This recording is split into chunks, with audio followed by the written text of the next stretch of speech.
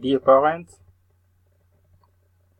dear congressmen, dear congresswoman, thank you for having me here.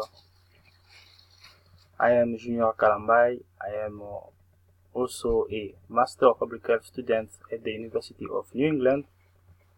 Today I'm going to share with you this finding of my research that I conducted on smoking and school performance among high school students. The United States spends a lot of money in education, $634 billion. This is the equivalent of the two largest African economies combined. We also know that smoking has been studied well in healthcare. It is established that it is the leading cause of mortality. Less is known about smoking on effect on school performance, therefore effect on the government spending for high school education. When we see this graph, we can say that most of the first contact with cigarettes occur in high school.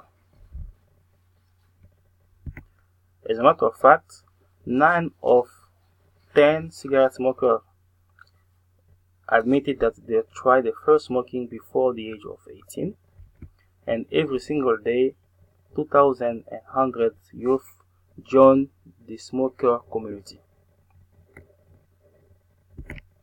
Another way to see smoking in our young students is to look at the gender distribution. Current smokers are mostly male. The ratio is almost 2-to-1. But when we saw those who don't smoke, the ratio is almost 1-to-1. So what are the risk factors associated with smoking? Being another adolescent and coping with peer pressure is a risk factor.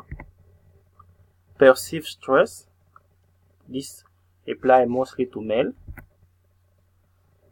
Being in a vocational school, this applies mostly to female. And the relationship with parents is a very important factor also causing smoking risk.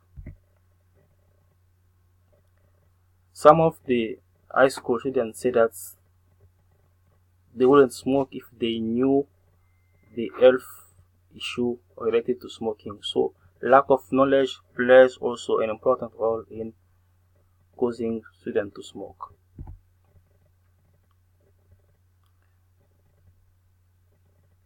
Let me share with you the finding of my research.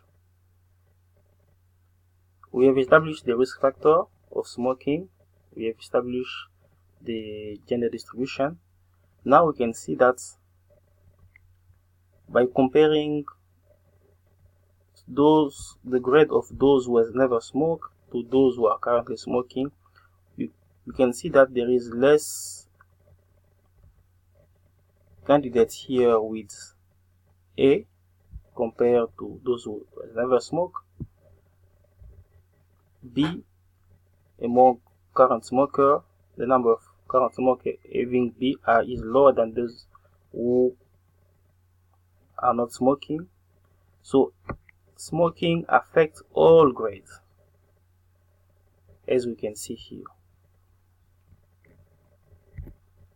So what can we do now? We have already effective policies that are preventing at a certain level students from accessing to cigarettes. For example, we have high tax rate. It is not allowed for underage students to buy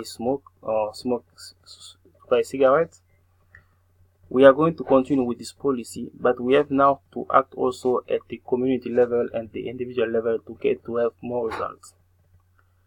Studies have been conducted and they conclude that high school students who are involved in religious participation have a lower rate of smoking. Those who have also strong racial or ethnic pride have lower rate of smoking, and students with very high achievements have shown also to smoke less. So these are the situations where we have noticed improvement, and these are the situations where parents and the community can help children to live or to be less affected to the risk of smoking. Thank you so much for your time.